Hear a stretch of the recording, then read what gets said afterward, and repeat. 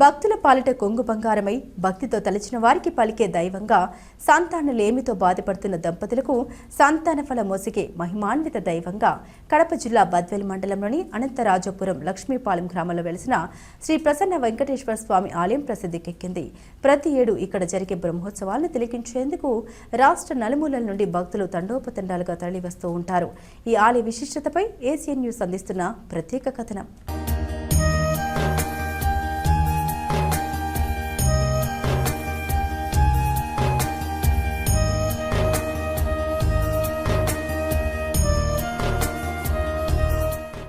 మట్లిరాజా వంశీకులైన మట్లి అనంతభూపాలుడు ఆయన కుమారుడు తిరువేంగళనాథుడు సుమారు 15-16 శతాబ్దాల క్రితం స్వామివారి ఆలయాన్ని నిర్మించడం జరిగింది.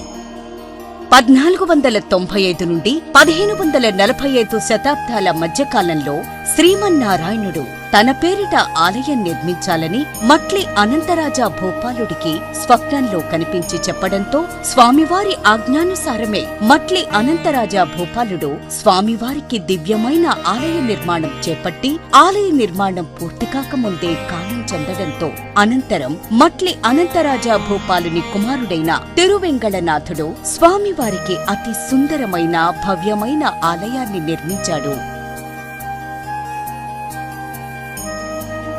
ఆలయ నిర్మాణం పూర్తి చేసిన తిరువేంగళనాథునకు ఈ ఆలయంలో ఏ మూర్తిని ప్రతిష్ఠించాలన్న సందిగ్ధంలో ఉన్నప్పుడు స్వామివారు తిరువేంగళనాథునికి స్వప్న సాక్షాత్కారమై తాను కర్నూలు జిల్లా దుగ్గ్యాల గ్రామ అటవీ ప్రాంతంలోని ఓ పుట్టలో ఉన్నానని అక్కడ ఉన్న తన విగ్రహాన్ని ఇక్కడ ప్రతిష్ఠించాలని ఆజ్ఞాపించడంతో స్వామివారి ఆజ్ఞానుసారమే తిరువేంగళనాథుడు స్వామివారి మూల విరాట్ను ఇక్కడకు తీసుకువచ్చి ప్రతిష్ఠించడం జరిగిందని చరిత్రకారులు చెబుతున్నారు. ఇక్కడ కొలువైన స్వామివారి విగ్రహం చిరునవ్వులు చిందిస్తూ ప్రసన్న వదనంతో దర్శనమివ్వడం విశేషం. ఇక్కడ కొలువై ఉన్న శ్రీ ప్రసన్న వెంకటేశ్వర స్వామి వారిని భక్తితో పిలిచిన పలికే దైవంగా భక్తుల పాలిట కొంగు బంగారమై సంతానలేమితో బాధపడుతున్న దంపతులకు స్వామివారిని భక్తితో పూజించి ఆరాధించిన వారికి సంతానమొసగే మహిమాన్విత మూర్తిగా ఇక్కడి స్వామివారు ప్రసిద్ధికెక్కారు. విశిష్టతలో మెయిన్ ప్రసన్న వెంకటేశ్వర స్వామి కోరిన కోరికలను నెరవేరుస్తారు. ఇక్కడ ఎక్కువగా పిల్లలు లేని వాళ్ళు వచ్చి పిల్లల కోసము ఈ ఆలయం యొక్క ధ్వజారోహణంలో పాల్గొనడం వల్ల ఆ కుడి ముద్దలు తీసుకొని ప్రసాదంగా స్వీకరించడం వల్ల తర్వాత అదేవిధంగా ధ్వజ అవరోహణప్పుడు కూడా ప్రసాదంగా ఈ కొడి ముద్దలను స్వీకరించడం వల్ల తప్పకుండా వాళ్లకు పిల్లలు కలుగుతారనే విశ్వాసం ఉంది. ఇప్పటికీ కూడా జరుగుతూ ఉంది. అది ప్రత్యక్ష నిదర్శనంగా ఈ రోజుటికి ఈ మండలంలో ఈ జిల్లాలో కూడా లక్ష్మీపాలెం అనే గ్రామం చెప్తేనే దానికనేసే ప్రసిద్ధిగా ఈ విధంగా ఉంది. బజారోహణ ఉత్సవం రోజున సంతానం కోసం వరపడు మహిళలకు కోడిముద్దుల ప్రసాదం అందచేయడం ఈ ఆలయం విశేషం. దక్షిణ ముఖద్వారంతో ఉన్న ఈ ఆలయంలో శ్రీ ప్రసన్న వెంకటేశ్వర స్వామి తిరుమలలోని ఆలయం కన్నా పెద్దదిగా ఉంటుంది. ఆలయ ప్రాంగణంలో నైరుతి భాగాన అద్దాల మండపం ఉంటుంది. అలాగే ఆలయానికి నైరుతి భాగంలో విశాలమైన కోనేరు ఉంది. ప్రతి ఏడు శుద్ధ దశమి మొదలు బహుళ పంచమి వరకు స్వామివారి బ్రహ్మోత్సవాలు 10 రోజుల పాటు అత్యంత వైభవోపేతంగా జరుపుతూ ఉంటారు. ఇందులో ప్రధానమైనది గరుడోత్సవం, కళ్యాణోత్సవం, రథోత్సవం అత్యంత వైభవోపేతంగా జరుగుతూ ఉంటాయి. స్వామివారిని ప్రత్యక్షంగా తిరుమలలో దర్శించుకున్నట్టే ఉంటుంది. ఉత్సవాలు కూడా చాలా బాగా జరుగుతాయి. ఇక్కడ ఏం కోరుకున్న కోరికలు జరుగుతాయండి. నా జీవితంలో ఫస్ట్ నేను టర్న్ అయింది ఇక్కడే. ఒకరోజు ఇక్కడ గోవిందనామాలు పలుకుతూ ఉన్నారు. అది తీసుకున్న తర్వాత నాలో భక్తిభావం చాలా పెరిగింది. ఈయనకి ప్రత్యేకంగా స్వామి అనుగ్రహానికి నేను ఎల్లవేళలా అనుగ్రహించబడ్డాను. చాలా ఉత్సవాలు ఇట్లా ముక్కోటి ఏకాదశి, కళ్యాణం, తర్వాత శనివారాలు అన్ని ఉత్సవాలు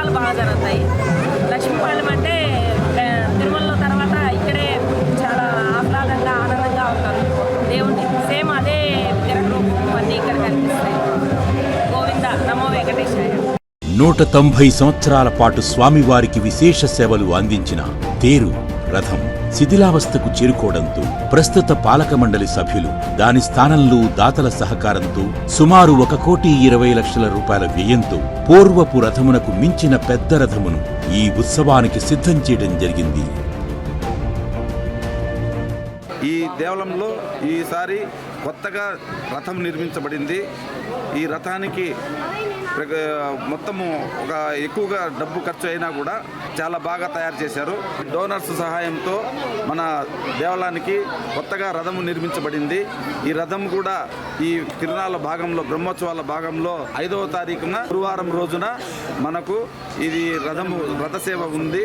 గురువారం కళ్యాణము, బేస్తవారము బ్రహ్మోత్సవాలకు ఎక్కడెక్కడి నుంచి భక్తులు వస్తారు సార్? దీనికి దాదాపుగా మేము 1,00,000 మంది యాత్రికులు కానీ భక్తులు కానీ అందరూ వస్తారనేసి ఒక అంచనాలో ఉన్నాము. దానికి తగినట్లుగా అందరూ ఏర్పాట్లు చేయడమైంది. ఆలయ కమిటీ, తర్వాత ఎండోమెంట్ వాళ్ళు, ఆలయ ధర్మకర్తలు, పూజారులు అందరి సహకారం, గ్రామ ప్రజలు అందరూ ఇక్కడ సహకారంతో ఈ విధంగా మొత్తం ఏర్పాటు చేయడమైంది. ఇది ఈసారి జరిగే బ్రహ్మోత్సవాలు ఇంతకు మునుపు ఎప్పుడూ లేనంత బాగా జరగాలనేసి కోరుకుంటూ ఉన్నాము. జరుగుతున్నాయి కూడా. అంతేకాకుండా ఆలయ చరిత్రలో మునుపెన్నడూ లేని విధంగా పుష్కరిణిలో స్వామి మరియు అమ్మవార్లకు తెప్పోత్సవం నిర్వహించడం మరో విశేషంగా చెప్పవచ్చు.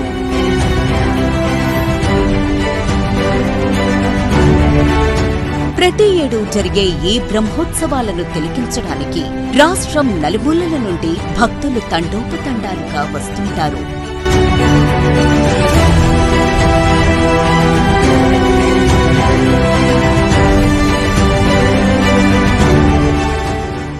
విరాట్ ఎట్లా వచ్చింది అంటే, ఇది ఒక పుట్టుశిల. దీనికి ముందు కొంచెం కథ చెప్పాల్సి వస్తుంది.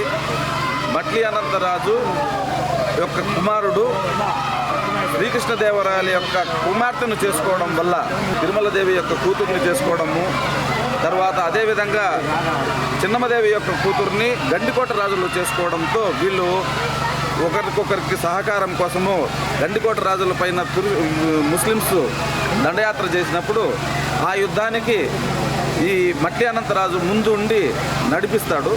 అప్పుడు ఆ యుద్ధంలో మట్లి అనంతరాజు ఓడిపోవడం వల్ల ఇక్కడ అంటే దానికన్నా ముందు తురుష్కులు వాళ్ళు ముస్లిమ్స్ దండయాత్ర చేస్తున్నారని తెలిసి గండికోటలో ఉండేటువంటి మూలవర్లు, పుట్టలో ఉన్నటువంటి మూలవర్లు ఇక్కడికి రావడం జరిగింది. అప్పుడు ఇక్కడ ఈ దేవాలయం పైన కూడా ముస్లిమ్స్ యొక్క దండయాత్ర జరిగింది. దానికి ప్రత్యక్ష నిదర్శనం ఇప్పటికీ కూడా ద్వారపాలకులు మొండిగా ఉండడం కొంచెము బాధాకరమైన విషయము. వాటిని మేము సరిచేసుకొని ఆకారాలన్నింటినీ మళ్ళా ప్రతిష్ఠ చేసుకొని చేశాము. కానీ ఆ యొక్క మచ్చ అనేది ఇప్పటికీ ఉంది. అదేవిధంగా మనకు కన్నా చూస్తే ఇప్పుడు ఈ స్వామి యొక్క ప్రత్యక్ష అంటే అనుభవాలు చాలా ఉన్నాయి.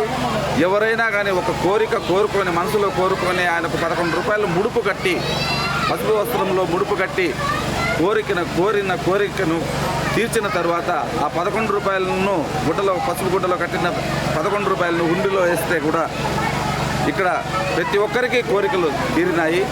అదేవిధంగా పొర్లు దండాలు పెట్టుకునే వాళ్ళు కూడా పొద్దున వచ్చి 4 గంటల నుంచి, పొద్దున వచ్చి 5 గంటల నుంచి పొర్లు దండాలు కూడా పెట్టేవాళ్ళు చాలామంది ఉన్నారు. ఈ ఊరిలో కూడా ప్రతి ఒక్కరూ పొర్లు దండాలు పెట్టుకుంటూ ఉన్నారు. అంటే వాళ్ళ కోరికలు తీరుతున్నాయి. అదేవిధంగా ఇక్కడ పిల్లలు లేని వాళ్ళకు కూడా పిల్లలు కలగడము, ధనము, ధాన్యము, వ్యాపారం సంబంధమైనటువంటి కానీ భూ సంబంధమైనటువంటి ప్రాబ్లమ్స్ కానీ ఇక్కడ కోర్టు జడ్జిమెంట్కు రావాల్సినవన్నీ కూడా ప్రత్యక్షంగా చాలామంది ఇక్కడ ఒక శ్రీదేవమ్మ అనేసి ఒక ఆమె ఉండడం, ఆమె ప్రత్యక్షంగా ఆమెకు జరిగిన అన్యాయము నేను కల్లారా చూశాము. ఈ గ్రామస్తులందరూ మొత్తం కల్లారా చూశాము. ఆమెకు ప్రసన్న వెంకటేశ్వర స్వామి సాక్ష్యానికి పోయిన వాళ్ళందరికీ, ఆమెకు అగైనిస్ట్గా సాక్ష్యానికి పోయిన వాళ్ళందరికీ కూడా కోర్టులో మాట రాకుండా పడిపోయి 3 పడిపోవడం కూడా జరిగింది. ఇది ప్రత్యక్ష నిదర్శనం. ఈ ఊరిలో జరిగిన విషయమే, అది అందరికీ తెలుసు. ఆ విధంగా కోర్టుకు పోయిన వాడు మళ్ళీ ఇంటికి ప్రత్యక్షంగా అంటే ఆమెకు అగైనిస్ట్గా పోయి కోర్టులో కేసులు వేసి వాళ్ళు కూడా ఇంటికి కూడా రాలేకపోయారు. మళ్ళా ఇది యాలి వాహనము. ఈరోజు యాలి వాహనం వచ్చి ఇది సింహము ఏనుగు సంయుక్తంగా ఉండేటువంటి ఒక వాహనము. ఈ యాలి వాహనం యొక్క ప్రత్యేకత ఏమంటే ఇది శ్రీ రామాంజనుల వారు ప్రతిష్టతో జరిగిన గుళ్ళల్లో మాత్రమే ఈ యాలి వాహనం అనేది ఉంటుంది. ఈ యాలి వాహనం శ్రీరంగంలో మాత్రమే ఉంది, తర్వాత ఇక్కడ ఉంది. ఈ యాలి వాహనము ఇంకా ఇది అన్ని తరాలుగా జరుగుతూ ఉంది. దాదాపు 13వ శతాబ్దం నుంచి ఈ గుడి ఉంది అనే దానికి తార్కాణంగా మనం ఒక యాలి వాహనాన్ని కూడా చెప్పొచ్చు. ఈ యొక్క ఆలయం చాలా విశేషమైనటువంటి చరిత్ర కలది. ఈ యొక్క ఆలయాన్ని 16వ శతాబ్దంలో శ్రీ అనంత మట్లిరాజులు గారు అని చెప్పేసి ఆ యొక్క రాజ సంస్థానాధీశుడుగా ఈ యొక్క ఆలయాన్ని నిర్మించడం జరిగినది. ఒంటిమిట్ట యుద్ధానికి వచ్చినప్పుడు రాజు యొక్క ప్రాంతం నచ్చి ఇక్కడ సేద తీరుతూ ఉండగా మూలవరులైనటువంటి శ్రీ ప్రసన్న వెంకటేశ్వర స్వామి వారు తనకు స్వప్నంలో సాక్షాత్కరించి నేను ఇలాగ వల్మీకంలో ఉన్నాను అని చెప్పేసి అనగా పాలతోనే పుట్టని మాత్రం కరిగించి స్వామివారి విగ్రహాన్ని వెలికి తీయాలని చెప్పి స్వామివారి యొక్క ఆదేశానుసారంగా ఆ యొక్క రాజు పాడినంతా కూడా సమృద్ధి చేసి గోప్రజలందరినీ యొక్క పురప్రజలందరినీ కూడా అక్కడికి తీసుకువెళ్ళి వచ్చినటువంటి పాలతో ఆవుల ద్వారా వచ్చినటువంటి పిదకగా వచ్చినటువంటి పాలతో ఆ యొక్క పెద్ద వల్మీకానంతా కూడా స్వామివారు ఖచ్చితంగా కూడా 6 అడుగులు ఉంటారు. ఆ యొక్క 6 అడుగుల వల్మీకానంతా కూడా పాలతోనే కరిగించి స్వామివారి విగ్రహాన్ని బయటికి తీసి ఇక్కడ ప్రధాన స్థానంలో మూల గర్భాలయంలో శ్రీ పాంచరాత్రాగముక్త ప్రకారంగా స్వామివారిని ప్రతిష్టాపన కార్యక్రమాలన్నీ కూడా చేయడం జరిగినది. వారు శ్రీ అనంత మట్లిరాజులు గారు వారి యొక్క కుమారుడైనటువంటి తిరువేంగళనాథుడు వారి యొక్క సమక్షంలో ఈ యొక్క ఆలయం అంతా కూడా పూర్తి చేసుకోబడింది.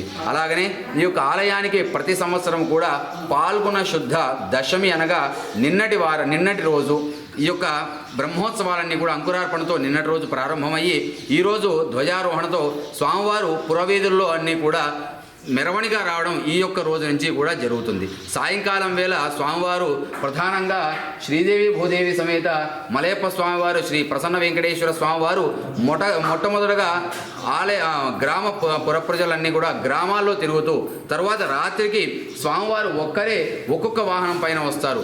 ఈ రోజు యొక్క వాహన సేవ విశేషంగా శేష వాహనం, పెదశేష వాహన సేవ, అలాగనే యాళి వాహనము, సింహ వాహనము, హనుమద్ వాహనము, మోహిని ఉత్సవము, గరుడ ఉత్సవము, హనుమంత వాహనము, అశ్వవాహనము, గజవాహనము, ఇలాగా హంసవాహనము, తర్వాత కళ్యాణము, రథోత్సవము, పూలంగి సేవ, ధ్వజ అవరోహణము, ఇవన్నీ కూడా నవానిక బ్రహ్మోత్సవాల్లో భాగంగా స్వామివారికి అంగరంగ వైభవంగా కూడా నిర్మించడం జరుగుతుంది. కావున భక్తాదులందరూ కూడా ఈ యొక్క అవకాశాన్ని సద్వినియోగం చేసుకోవలసిందిగా మనస్ఫూర్తిగా కోరుకుంటూ ఇదే మా ఆహ్వానం. అలాగనే ఈ యొక్క బ్రహ్మోత్సవాల్లో భాగంగా స్వామివారికి కళ్యాణోత్సవము, తర్వాత రథోత్సవము 5వ తారీఖు గురువారం పూట రథోత్సవ కార్యక్రమాన్ని కూడా జరపడం జరుగుతుంది. రథోత్సవ సేవ అనంతరము మరుసటి రోజున 6వ తారీఖు సాయంత్రం ఉదయము అశ్వవాహన సేవ, సాయంకాలం పుష్కరిలో విద్యుత్ దీపకాంతుల నడుమ శ్రీదేవి భూదేవి సమేత శ్రీ ప్రసన్న వెంకటేశ్వర స్వామివారి ఉత్సవ విగ్రహాలు ఆ యొక్క తెప్పోత్సవాన్ని కూడా ఏర్పాటు చేయడం జరిగినది. ఆలయ చరిత్రలో ఇప్పటికీ కూడా 1600వ శతాబ్దంలో ఆలయ నిర్మాణం జరిగింది. అప్పటి నుంచి కూడా 2026వ సంవత్సరం ఈ యొక్క రోజు వరకు కూడా ఆలయంలో ఎక్కడా కూడా తెప్పోత్సవం జరిగిన దాఖలాలు లేవు. కాబట్టి ఈ యొక్క సంవత్సరం విశేషంగా ఆలయ ధర్మకర్తలు, ఎండోమెంట్ వారు, చైర్మన్ వారు వీరంతా కూడా ప్రత్యేక శ్రద్ధ తీసుకొని స్వామివారికి భక్తులందరికీ కూడా కనువిందులుగా జరగాలని చెప్పేసి